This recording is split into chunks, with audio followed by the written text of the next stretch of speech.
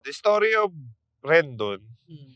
is napaaway kami sa kanya before. That is true. Oo, narinig ko yun. Kasi wala naman kaming alam sa social media, eh. Ang alam lang Oo. namin, tinitira niya yung kapatid namin, si Mark Tingris. As in, nandun na Si sa Ping, part. susugudin niya na yun, eh. Oh. As in, inaalam na namin yung address, pupuntahan namin. Ano kayo, magkakasama kayo nito nung pinag-uusapan nyo to? Oo.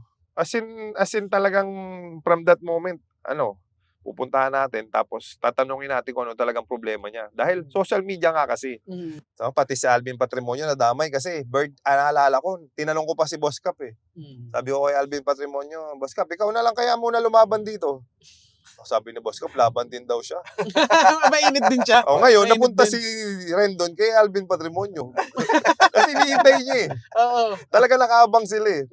Tapos recently lang namin nalaman, dito pala sa social media, pwede ka rin pala mag-acting. Oo. Doon yun lang nalaman na... Doon yun na lang nalaman, character pala siya.